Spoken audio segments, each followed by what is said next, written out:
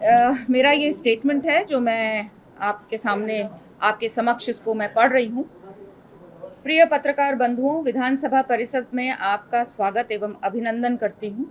जैसे कि आप जानते हैं कि मैंने अपने माध्यम से अपनी मंशा आपके माध्यम से अपनी मंशा प्रदेश के सामने रखी थी और कहा था कि युवाओं को निराश नहीं होना है और मेरा पूरा प्रयास रहेगा कि मैं प्रदेश के युवाओं के आशाओं व अपेक्षाओं पर खरी उतरने का प्रयास ईमानदारी से कर सकूं। मैंने ये भी कहा था कि मैं अनियमितताओं को लेकर कठोर निर्णय लेने में संकोच भी नहीं करूंगी। आज 23 सितंबर है और ठीक 20 दिन पहले 3 सितंबर को यहीं पर हम आपने बातचीत की थी। तब मैंने यह वादा भी किया था कि जल्द ही मैं आपसे दोबारा मुलाकात करूंगी। मैं आप सबको सूचित करना चाहती हूं कि मुझे कल देर रात विशेषज्ञ समिति से जांच रिपोर्ट प्राप्त हो गई है। आप जानते हैं कि मैं कोटद्वार में थी और मैं वहां से जब लौटी तो मुझे खबर आई कि रिपोर्ट तैयार है, पूरी रिपोर्ट तैयार है। It is not an interim report, report तैयार है। इसलिए वो मुझे सौंपना चाहते हैं। समिति ने यह सराहनीय कार्य किया है, मैं अप्रिशिएट करूंगी हमारी समिति को। तीनों ने लगातार 20 दिन तक दिन रात मेहनत की है। शनिवार रविवार की भी उन्होंने परवाह नहीं की है और साथ ही साथ अपने विधानसभा सचिवालय के जो मेरे अफसरान हैं उन्होंने उस समिति के साथ पूरी तरह से उनको कोऑपरेट किया है, उनके साथ रहे हैं और जब भी कुछ भी कागजात उन्होंने मांगे हैं वो उन्होंने उन तक पहुंचाए हैं। समिति ने सराहनीय कार्य किया है और निर्धारित अवधि के पूर्व ही रिपोर्ट सौंप दी है। पूरी रिपोर्ट 2014 पेज की है, लेकिन इसमें संलग्न भी शामिल हैं, जबकि केवल रिपोर्ट की अंश जो हैं वो 29 पेज के हैं। समिति ने विधानसभा सचिवालय के रिकॉर्ड का परीक्षण करने पर यह पाया कि वर्ष 2016 तक, वर्ष 2020 तथा वर्ष 2021 में जो तदर्थ नियुक्तियां की गईं उनमें अनियमितताएं थीं तथा इन भर्तियों में विभिन्न पदों के लिए निर्धारित नियमों का पालन नहीं हुआ है। समिति ने विभिन्न न्यायालयों में द्वारा नियम विरुद्ध भर्तियों के संबंध में समय समय पर दिए गए आदेशों का हवाला देते हुए अपनी रिपोर्ट में यह सिफारिश की है कि निम्नलिखित कारणों से नियमों के विरुद्ध की गई इन तदर्थ नियुक्तियों को तत्काल प्रभाव से निरस्त कर दिया जाए। समिति ने वर्ष 2016 तक 150 तदर्थ नियुक्तियों, वर्ष 2020 में 6 तथा तदर्थ नियुक्तियों तथा वर्ष 2021 में 72 तदर्थ नियुक्तियों की पहचान कर उन्हें निरस्त करने की सिफारिश की है। समिति ने इस संबंध में जो कारण बताए हैं वह इस प्रकार हैं। सेवा के विभिन्न पदों पर सीधी भर्ती के लिए निर्धारित चयन समिति का गठन नहीं किया गया। इस प्रकार यह तदर्थ नियुक्तियां चयन समिति के माध्यम से नहीं की गई हैं। तदर्थ नियुक्ति के जाने हेतु कोई विज्ञापन नहीं दिया गया और न ही कोई सार्वजनिक सूचना दी गई और न ही रोजगार कार्यालय से नाम मंगाए गए। तदर्थ नियुक्ति किए जाने हेतु इच्छुक अभ्यर्थियों से आवेदन पत्र नहीं मांगे गए, केवल व्यक्तिगत आवेदन पत्रों पर नियुक्ति प्रदान कर दी गई। तदर्थ नियुक्ति किए गए जाने हेतु कोई प्रतियोगिता एग्जाम परीक्षा आयोजित नहीं किए गए। इन तदर्थ भर्तियों के लिए सभी पात्र एवं इच्छुक अभ्यर्थियों को समानता का अवसर प्रदान नहीं करके भारत के संविधान के अनुच्छेद 14 एवं अनुच्छेद 16 का उल्लंघन हुआ है। जांच समिति ने अपने रिपोर्ट में इस बात का भी उल्लेख किया है कि कार्मिक विभाग के 6 फरवरी 2003 के शासनादेश द्वारा विभिन्न विभागों के अंतर्गत तदर्थ, संविदा, नियत वेतन, दैनिक वेतन पर की जाने वाली नियुक्तियों पर रोक लगाई गई है। उक्त 6 फरवरी 2003 के शासनादेश में व्यवस्था उपबंधित है कि श्रेणी ग तथा घ के किसी भी पद पर दैनिक वेतन, तदर्थ, संविदा, नियत वेतन पर नियुक्ति नहीं की जाएगी। इस प्रकार की नियुक्तियों पर पूर्ण रूप से प्रतिबंध रहेगा। पत्रकार बंधुओं, इतनी विस्तृत जानकारी आपके साथ शेयर करने से ये लाभ होगा कि जांच समिति की सिफारिशों के अनुरूप विधानसभा अध्यक्ष के रूप में मैंने जो निर्णय लिए हैं उनको समझने में आपको आसानी होगी। विधानसभा अध्यक्ष के रूप में जांच समिति की अनुशंसा को स्वीकार करते हुए वर्ष 2016 तक की 150 तदर्थ नियुक्तों को, वर्ष 2020 की 6 तदर्थ नियुक्तियों को तथा वर्ष 2021 की 72 तदर्थ नियुक्तियों को निरस्त करने का निर्णय लिया गया है। चूंकि इन तदर्थ नियुक्तियों को शासन का अनुमोदन प्राप्त है, अतः नियमानुसार इन तदर्थ नियुक्तियों का निरस्त करने के लिए शासन को अनुमोदन लेना आवश्यक होगा। इन नियम विरुद्ध तदर्थ नियुक्तों को निरस्त करने के लिए अनुमोदन हेतु मैं शासन को तत्काल प्रस्ताव भेज रही हूँ। अनुमोदन प्राप्त होते ही नियम विरुद्ध तदर्थ नियुक्तियां तत्काल समाप्त कर दी जाएंगी। इसी प्रकार उपनल द्वारा की गई 22 नियुक्तियों को भी तत्काल प्रभाव से निरस्त कर रही हूँ। मैं आपको जानकारी देना चाहती हूँ, वैसे जो ये आगे का मैं पढ़ने जा रही हूँ, ये 32 हम लोगों ने 32 पदों के लिए जो एग्ज़ाम लिए थे उसके साथ उसकी बात है। भले ही ये हमारी समिति के मैंडेट में नहीं था, लेकिन क्योंकि जब वो कागजात खंगाल रहे थे तो उन्हें इसकी भी जानकारी मिली, तो इसकी भी जानकारी मैं आपको दे रही हूँ। मैं आपको ये जानकारी भी देना चाहती हूँ कि विधानसभा सचिवालय द्वारा 2021 में 32 विभिन्न पदों पर सीधी भर्ती के लिए आवेदन पत्र मांगे गए थे, जिसके लिए इस वर्ष 20 मार्च को लिखित परीक्षा भी आयोजित की गई थी, जिसका परिणाम अभी तक घोषित नहीं हुआ है। इस परीक्षा के लिए लखनऊ की एक private agency messrs RMS techno solutions private limited को चयन किया गया था। इस एजेंसी के कार्यकलाप विवादों में रहे हैं और इस पर पेपर लीक के गंभीर आरोप भी लगे हैं, जिसके चलते कम से कम 5 प्रतियोगिता परीक्षा शासन को रद्द करनी पड़ी है और उनकी गिरफ्तारियां भी हुई हैं। विधानसभा सचिवालय में नियमों प्रावधानों का उल्लंघन करते हुए इस एजेंसी का चयन किया गया है। इसमें अनेक वित्तीय अनियमितताएं भी पाई गई हैं। उपलब्ध जानकारी के अनुसार इस एजेंसी को बिल प्राप्त होने के 2 दिन के अंदर बैंक से 59 लाख रुपए का भुगतान भी जारी कर दिया गया था, जिसमें विधानसभा सचिव की भूमिका भी संदेहास्पद पाई गई है।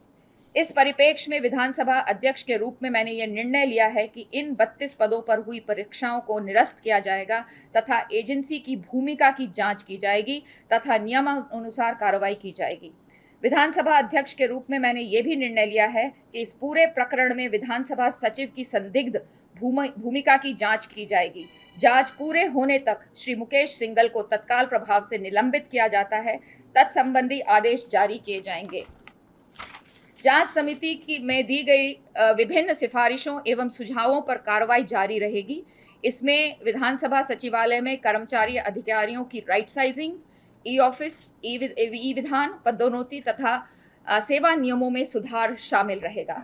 अतः मैं पुनः अवगत कराना चाहती हूं कि वर्ष 2016 तक की 150 तदर्थ नियुक्तियां, वर्ष 2020 की 6 तदर्थ नियुक्तियां को तथा वर्ष 2021 की 72 तदर्थ नियुक्तियों को निरस्त करने के मेरे निर्णय के अनुमोदन के लिए प्रस्ताव शासन को तत्काल भेज रही हूं। आपको तथा धन्यवाद। आपको और आपके पूरे परिवार को नवरात्रों की भी ढेर सारी शुभकामनाएं। धन्यवाद। मैम एक सवाल, 2021 की जो 72 भर्तियां थी, इसको शासन से अनुमति कैसे मिली कि पदों की स्वीकृति किसने दी थी मैडम? ये देखिए, मैं आपको अब जो मैंने मेरी समिति का जो मैंडेट था और आज तक का जो मेरा मैंडेट था वो मैंने आपको पूरा बता दिया है। मेरा नियमों को जांच करने का मैंडेट था। नियम के तहत 150, 6 और 72 लगे हैं कि नहीं लगे हैं, ये हमने इस पे निर्णय लिया है। और हाँ, ये भी बताना चाहूँगी 2011 से जो पहले की नियुक्तियां हैं वो सब रेगुलर हैं, विनियमितीकरण शायद कहते हैं, रेगुलर हैं वो, और इसलिए उस पर हम लीगल ओपिनियन लेंगे और वहाँ पर भी देखेंगे कि वो किस तरह से लगाए गए और उनके प्रमोशंस में किस तरह से प्रमोशंस किए गए, लेकिन उसमें मुझे लीगल ओपिनियन लेना होगा क्योंकि वो लोग रेगुलर हो चुके हैं। समिति ने जांच की है तो ये लिखा होगा कि पदों की स्वीकृति शासन से किस स्तर पर मिली, क्या विचलन से कोई आदेश? देखिए, पदों की स्वीकृति शासन से ही मिलती है, ये आपको जानकारी होनी चाहिए। हम पद क्रिएट होता है और पद क्रिएट शासन करता है, तो शासन से के द्वारा पद क्रिएट होते हैं। नहीं थी पदों की, फिर बाद में वो दी गई, क्या इस तरह का? नहीं, इस तरह के कोई, आपको मैंने जैसे कहा, आपसे पहले भी मेरी मुलाकात हुई और अब मैं दोबारा से इसको अंडरलाइन कर रही हूँ। मेरी समिति का जो मैंडेट था वो केवल ये था कि नियमों के तहत ये भर्तियां हुई हैं कि नहीं, जांच पर पाया गया है कि नियमों के तहत ये भर्तियां नहीं हुई हैं, इसलिए विधानसभा अध्यक्ष होने पर मैं इन जो हमारी ये भर्तियां हैं इन्हें मैं इसी वक्त तुरंत ही इन्हें खत्म करती हूँ, निरस्त करती हूँ। और जो लोग इसमें इन्वॉल्व हैं उनको लेकर के देखिए, मेरी जांच का मैंडेट नहीं, आप सवाल मुझसे मेरे जांच की मैंडेट का पूछे ना, आप मुझे कुछ चीज अलग पूछ रहे हैं। बताया ना मैंने आपको बताया वो रेगुलर हैं। I have to take a legal opinion, they are regular. देखिए, I can not touch them, I have to have a legal opinion. वो रेगुलर है, हमारे रेगुलर हो चुके हैं, तो मुझे उसमें लीगल ओपिनियन लेना पड़ेगा और उसमें हम करेंगे काम।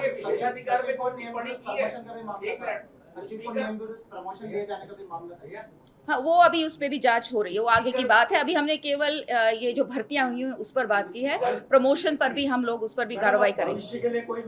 बताया ना अभी आपको, मैंने बताया, अभी मैंने आपको बताया, ई ऑफिस होगा, डिजिटाइजेशन होगा, राइट साइजिंग का मतलब I am sure you understand कि इस विधानसभा को, गैरसैंण और देहरादून की विधानसभा को कितने लोगों की जरूरत है, तो वो राइट साइजिंग भी होगी। आप ऐसा कोई प्रोविजन करने भी जा रही हैं कि इसमें बहुत बड़ी जब ये नियुक्ति आपने 3 बार की निरस्त कर दी है, तो क्या विधानसभा अध्यक्ष के जो इस तरह की जो राइट है, क्या उसको या राइट साइज करने जा रहे हैं?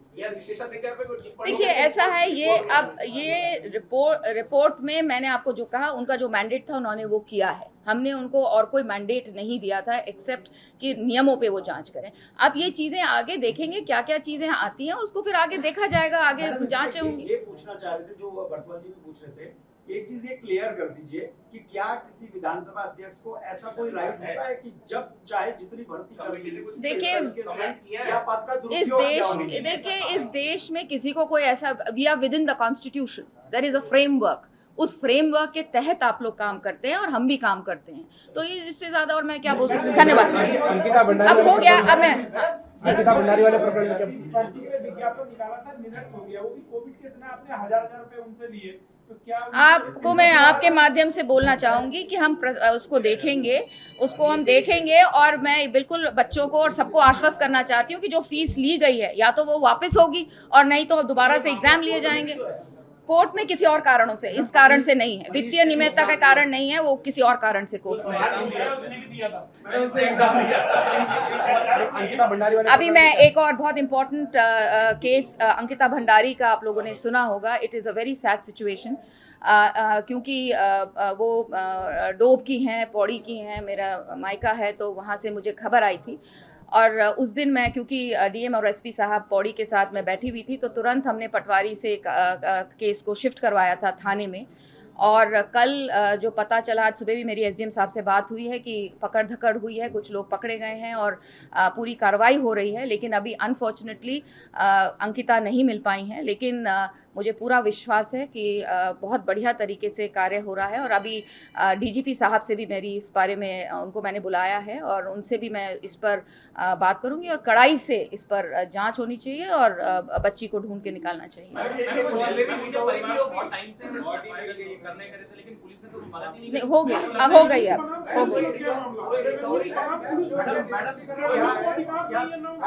ऐसा भी है क्योंकि उसके पिता पूर्व दर्जा राज्य मंत्री रहे हैं, सरकार संरक्षण दे रही थी उसके पिता। देखिए, ऐसा नहीं, अब ऐसा है, देखिए हर चीज को हम कुछ अपनी निजी स्वार्थ तक ना लेकर आए। कुछ कारण होते हैं, कुछ चीजें होती हैं, और आज के समय में कुछ ऐसा नहीं होता है कि आप दर्जाधारी थे तो ये था वो था। अगर कोई गलत है तो वो किसी का भी बच्चा हो, किसी का भी बेटा बेटी हो, वो गलत है, इसमें दो राय होनी ही नहीं चाहिए और ना होती है आज के समय में।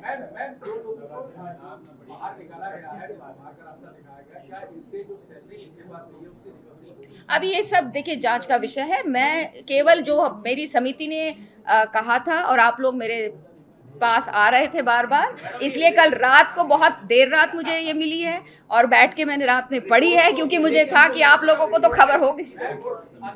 You will surely we are trying to make it as transparent as possible. This is the report, but to hand it over to you, I will have to give me some more time. थोड़ा समय और दीजिए। ये कांग्रेस से सवाल उठा रही है समिति के ऊपर कि विधानसभा अध्यक्ष की जांच नहीं कर सकती, हाईकोर्ट की जज, सुप्रीम कोर्ट की जज। ये इस पे क्या आपका? देखिए, वो उनकी सोच हो सकती है। मेरी जो मंशा थी और जो समिति की मैं जानती थी कि समिति बहुत ही निष्ठा से इस प्रदेश के बड़े अफसर रहे हैं और निष्ठा से, ईमानदारी से, अच्छे से एक रिपोर्ट मेरे पास आएगी।